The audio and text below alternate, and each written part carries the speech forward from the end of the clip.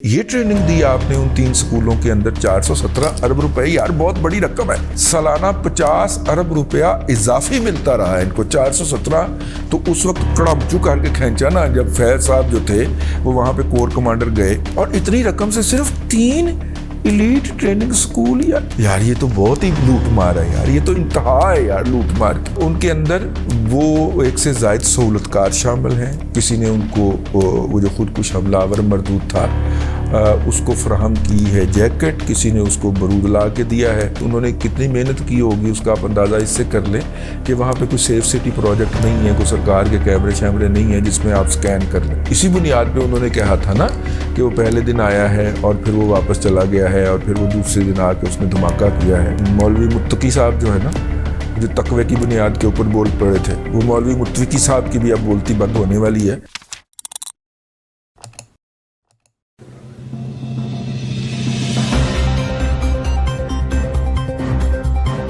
السلام علیکم جی. پشاور کے خودکش دھماکے کے جو ہے وہ بہت اہم تحقیقات سامنے آئی ہیں. سامنے تو نہیں آئی، ہم نے کچھ ذرائع سے حاصل کی ہیں اور ان کے حوالے سے آپ سے آج گفتگو کریں گے. لیکن ایک بات جو ہے وہ پہلے کریکٹ کرتے چلے، اور وہ کریکشن یہ ہے کہ جو وہاں کا جو ہاسپٹل ہے اس نے فائنل جو ٹول جاری کیا ہے وہ 84 جو ہے لوگوں کے جاں بحق ہونے کا یا شہید ہونے کا جاری کیا ہے.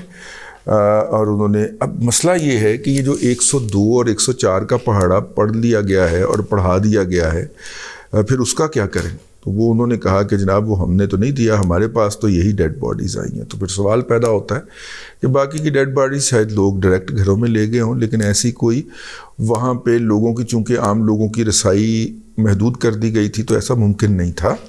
اور ویسے بھی وہ ان میں سے میجورٹی چونکہ پولیس کے افسران کی تھی، تو جب تک سرکاری طور پہ ان کی موت کا سرٹیفکیٹ جاری نہ ہو جاتا، ان کے جو رفقا تھے یا ان کے جو لواحقین تھے ان کو ان کی جو جسد خاکی تھا وہ حوالے نہیں کیا جا سکتا تھا. تو خیر یہ ایک کریکشن جو ہے، اب آپ بھی اس کو 84 ہی کہیں یا سنیں، لیکن کیا کریں، میڈیا جو ہے وہ بڑے سے بڑا فگر بتانے کی دوڑ کے اندر حقائق کو مسخ کر جاتا ہے. اور میڈیا کے اوپر ایسے چمپینزی مسلط کر دیے ہیں 5ویں پشت کی دوغلی ابلاغی جنگ کے ذریعے کہ وہ اچھلنا شروع کر دیتے ہیں، باقاعدہ خو کرنا شروع کر دیتے ہیں اس طرح کے مواقع کے اوپر.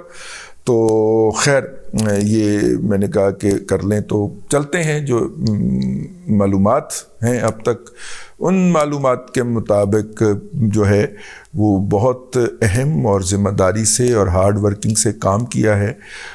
اس کو سائیڈ پہ رکھ دیجئے کہ جس طرح پی ٹی آئی یا اس کے بھرتی کیے رشوت لے کے بھرتی کیے ہوئے ہڈ حراموں نے جو کہ وہاں پہ ہڑتال کر دی یا وہاں پہ نعرے لگائے اور وہاں پہ مختلف قسم کے دعویٰ جات کیے، اس کو سائیڈ پہ رکھ دیجئے. لیکن کے پی پولیس نے، جو کہ دہشت گردی کے خلاف پاکستان کی فرسٹ ڈیفنس لائن رہی ہے، اور کے پولیس بہت زیادہ اس پہ اوپر سفر کی ہے، بھگتا ہے اس نے. نمبر وائز تو ہو سکتا ہے اتنی زیادہ ان کی قربانیاں نہ ہوں، لیکن اگر پرسنٹیج وائز دیکھیں تو وہ بہت زیادہ قربانیاں دی ہیں کے پی پولیس نے. اور کے پی پولیس کو اسپیشلی اکوپ کرنے کے لیے وفاق نے خصوصی فنڈز بھی جاری کیے ہیں وقتاً فوقتاً، جس کے بارے میں اب پوچھا گیا تو فوری طور کے اوپر جو ہے وہ پختون کا نعرہ، پختون کا کارڈ نکال کے لہرا دیا گیا ہوا کے اندر. ظاہر پوچھنا تو ہے کہ اتنے پیسے کہاں پہ گئے ہیں. تو پتہ چلا کہ خیبر میڈیکل کالج کے اندر ایک پیتھولوجی لیب کو انہوں نے فورینزک لیب ڈکلیئر کر دیا. آپ کو شاید یہ پتہ ہو کہ ڈاکٹر شازیہ جو کوئٹہ کے اندر جن کے ساتھ ایک کیپٹن صاحب نے بے حرمتی کی تھی جن کی، ان کے جو وہ ٹیسٹ تھے فورینزک جو ان کا جو ہوا تھا وہ پنجاب یونیورسٹی کی لیبارٹری سے ہوا تھا. ٹھیک ہے، پنجاب یونیورسٹی کے اندر جو لیب ہے اس نے کیا تھا. تو اتنی کہ چھوٹی موٹی فیسلٹی جو ہے وہ ہر یونیورسٹی کے پاس ہونی چاہیے ہوتی ہے. لیکن وہ فیسلٹی قائم کرنے کو بھی انہوں نے شمار کر لیا کہ خیبر میڈیکل کالج کی اندر جو ایک پیتھالوجی اور فورینزک لیب جو ہے وہ ہم نے قائم کی ہے. وہاں پہ کام کرنے والے بیشتر لوگوں نے بتایا کہ اس لیبارٹری کا کام اس سے زیادہ نہیں ہے کہ وہ بھیجے گئے سیمپل کو نمبر لگا کے ڈائری لگا کے لاہور روانہ کر دے. ٹھیک ہے, اس کے پاس ایڈوانس لیول کا ٹیسٹ کرنے کی کوئی سہولیات نہیں ہے, نمبر 1. اور نمبر 2, وہاں پہ اس صلاحیت کا عملہ بھی دستیاب نہیں ہے. اور ظاہر ہے کہ تنخواہ تو عملے کو میڈیکل کالج نے دینی ہے, اور میڈیکل کالج اس ایکسپرٹیز کا عملہ رکھنا افورڈ نہیں کرتا. تو لہٰذا اس لیبارٹری کا کام جو ہے وہ صرف ریسیپشن کا کام سر انجام دیتی ہے. اگر کوئی ٹیسٹ اس کو بھجوا دیا جائے تو وہ اس کو آگے بھجوا کے اس کا ٹیسٹ رزلٹ منگوا کے اور جو جمع کروایا گیا ہوتا ہے اس کو فراہم کر دیتی ہے. واللہ اعلم بالصواب. لیکن یہ بھی اس کا ایک دوسرا پہلو ہے. دوسرا یہ جی کہ انہوں نے 3 پولیس سکول قائم کیے, جن میں سے ایک ایلیٹ پولیس ٹریننگ سکول ہے. 417 ارب روپے کے اندر آپ نے صرف 3 سکول قائم کیے, یا وہاں پہ بچوں کو ٹریننگ دے کے آپ نے اتنا ایکوپ کیا کہ جیسے ہی بپتا پڑی قوم کے اوپر وہ مظاہرہ کرنے نکلا ہے باہر ہے.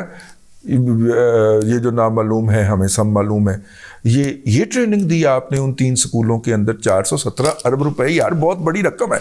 اور 417 کے علاوہ 2015 سے لے کے 2022 تک سالانہ 50 ارب روپیہ اضافی ملتا رہا ہے ان کو. 417 تو اس وقت کڑامچو کر کے کھینچا نا, جب فیض صاحب جو تھے وہ وہاں پہ کور کمانڈر گئے, ٹھیک ہے, وہ تو انہوں نے کھینچا نا. یہ یکدم جو چٹکا لگایا, یہ 50 ارب روپے سالانہ بھی آتا رہا ہے, یہ اس کے علاوہ ہے. اور اتنی رقم سے صرف 3 ایلیٹ ٹریننگ سکول یا 3 پولیس ٹریننگ سکول, جس میں سے ایک ایلیٹ ٹریننگ سکول ہے. یار یہ تو بہت ہی لوٹ مار ہے یار, یہ تو انتہا ہے یار لوٹ مار کی. یہ تو تباہی ہے, یہ تو انی ہے یار جو KPK کے اندر پڑی ہوئی ہے. لیکن اعظم خان پورے پاکستان کی بیوروکریسی کو لیڈ کر رہے تھے, اور وہ لیڈ کرتے ہوئے انہوں نے پورے پاکستان کے اندر اعلیٰ عہدوں کے اوپر اپنے ہم رقاب اور ہم نصاب اور ہم لسان لوگوں کو مسلط کیا ہوا تھا. ٹھیک ہے نا. معصوم زئی صاحب جو تھے وہ اسلام آباد کی 3 جامعات کی تباہی پھیر کے نکل گئے صرف صوبائی کوٹے کی وجہ سے. ٹھیک ہے.